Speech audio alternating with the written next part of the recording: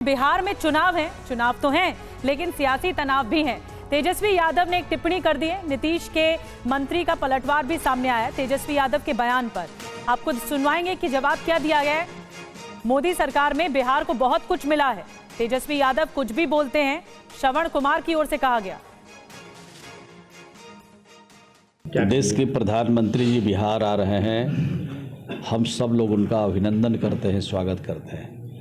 और प्रधानमंत्री जी जब जब बिहार जाते हैं, बिहार को आगे बढ़ाने के लिए, बिहार की तरक्की के लिए, बिहार के विकास के लिए कुछ न कुछ योजना की घोषणा भी करते हैं, धनराशि भी उपलब्ध कराते हैं और बिहार तेज़ी से आगे बढ़े, इसके लिए प्रधानमंत्री जी का आगमन हो रहा है। हम सब लोग मिलकर उनका स्वागत करते हैं। नेता विरोधी दल को कुछ न कुछ बोल करके अपने आप को शांत रखना है। नेता विरोधी दल को नहीं मालूम है कि बिहार में दो सेंट्रल यूनिवर्सिटी इसी सरकार में दी गई। बिहार का जो विरासत है उसको आगे बढ़ाने के लिए प्रधानमंत्री जी अनेक कदम उठाया है, लेकिन उन कदमों के बारे में उनको जानकारी है भी, लेकिन उसको नज़रअंदाज करके कुछ ऐसी बात कहते हैं जिसको बिहार की जनता पसंद नहीं करती है और आने वाले दिनों में इनका उसका खामियाजा भी भुगतना पड़ेगा।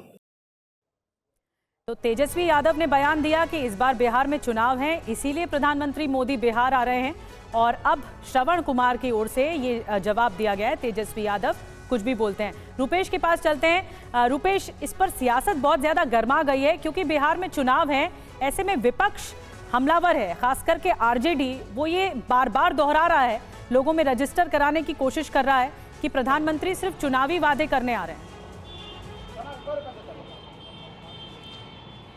देखिए, नरेंद्र मोदी जब भी बिहार आते हैं, चाहे वो प्रधानमंत्री के रूप में आए या फिर भाजपा नेता के रूप में आए, आज नरेंद्र मोदी प्रधानमंत्री नरेंद्र मोदी के रूप में बिहार पहुंच रहे हैं। हालांकि चुनावी वर्ष है, जाहिर सी बात है कि जो भी कदम होगा, सियासत का जो भी कदम होगा उसे राजनीति से जोड़कर ही देखा जाएगा। लेकिन 15 बड़ी परियोजनाएं हैं, 22,700 करोड़ की राशि देश के 9 करोड़ किसानों के बैंक खाते में सीधे मिलेगा, जिसमें से लगभग 80 लाख बिहार के किसान हैं।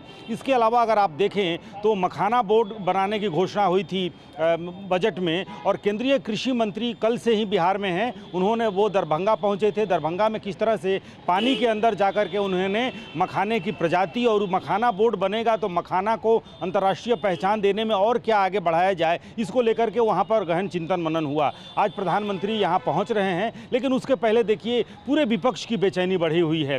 पक्ष प्रधानमंत्री के दौरे की तैयारी में लगा हुआ था, लेकिन विपक्ष की बेचैनी आप देखिए कि लालू प्रसाद यादव ने ट्वीट किया, तेजस्वी यादव ने बयान दिया, प्रशांत किशोर हों या फिर तेज प्रताप यादव हों, सबने कहा कि ये चुनावी वर्ष है, लिहाजा प्रधानमंत्री को बिहार की याद अब आई है।